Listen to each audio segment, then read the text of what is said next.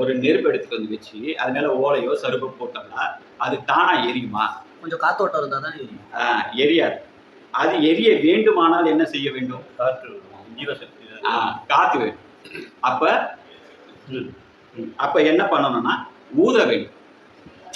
என்ன பண்ணுவோம்? ஏதோ ஒன்று வச்சு ஊதுவோம். அப்ப ஊதும் போது அது எப்படி ஊதுவது? நம்மளுடைய ஜீவசக்தியை வச்சுதான் ஊதுறோம்.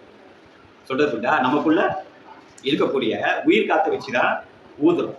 அப்ப நம்ம ஜீவசக்தியான வாயுவை கொண்டு அந்த வாயுவினால் என்ன உண்டாயிற்று? அந்த வாயுவினால் அக்கினி பிரகாசம் உண்டாயிற்று. அது டக்குன்னு குடிச்ச உடனே என்ன ஆகுது? அக்கினியும் அதோட பிரகாசமும் உண்டாயிருது. அந்த பிரகாசத்தை நீங்கள் காண்பது உண்டோ? அங்க ஒரு பிரகாசமான ஒரு பொருள் எரியுதுன்னா அதை நீ காண்பது உண்டா? முடியும். காண்பது உண்டு. காணப்படுவதற்கு என்ன உண்டாயிருக்க வேண்டும்? நீ பாக்குறன்னா என்ன உண்டாயிருக்க வேண்டும்? உருவம் உண்டாயிருக்க வேண்டும். ஒரு உருவத்தை தான் உன்னால பார்க்க முடியும். அப்ப பிரகாசமா ஒண்ணு எரியுது. அப்ப என்ன உண்டாயிருக்கு? நெருப்பு வந்து ஒரு உருவமா உண்டாயிருக்கு. உருவம் உண்டாயிருக்க வேண்டும்.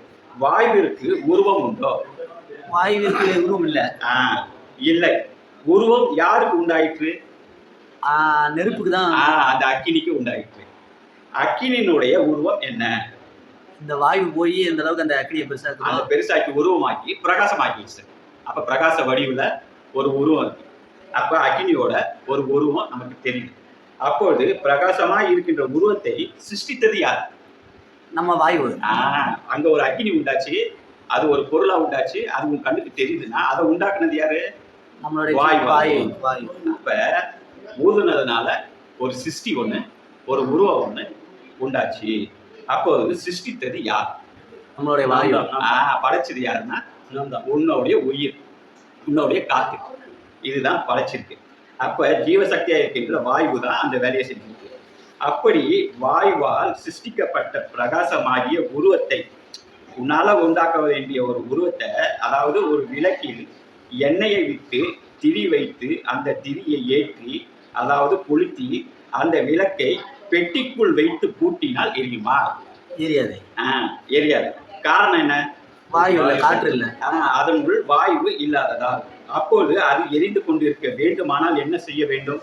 காற்று உள்ள இடத்துல வைக்கணும். வாயு வேண்டும். அப்போது ஸ்திதி செய்வது, அதாவது ரட்சிப்பது யார்? அப்ப அதை எரியிற மாதிரி காத்துக்கிட்டு இருக்கிறது வந்து வாயு தான். வாயு. அப்ப அதை காத்துக்கிட்டோம். அதுக்கு காத்து கொடுத்துட்டு இருப்பது யாரு? வாயு தான். அப்ப அதை காப்பாற்றுறது உருவாக்குறது யாரு? வாயு. அப்ப அதை எரிய வச்சு காப்பாத்திட்டு இருக்கிறது யாரு? வாயு. அப்போ எரிந்து கொண்டிருக்கின்ற பிரகாசமான உருவத்தை அணைக்க வேண்டுமானால் என்ன செய்ய வேண்டும்? மறுபடியும் ஊத வேண்டும். அப்ப அதுக்கும் வாயு வேண்டும். ஏன்னா ஊதத்துக்கு உனக்கு வாயு வேண்டும்.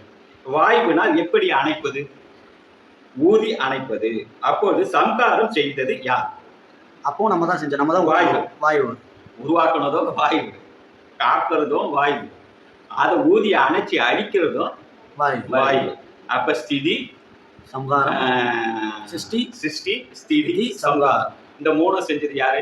வாயு தான். ஜீவசக்தியான வாயு.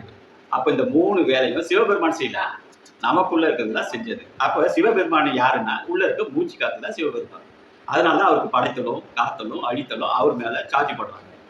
அது இப்படி நடப்பதனால்தான் அப்படி ஒப்பிட்டு ஜனங்க புரிஞ்சுக்கிட்டாங்க. அது மகான்கள் எழுதும் போது அவங்க அப்படி புரிஞ்சுக்கிட்டாங்க.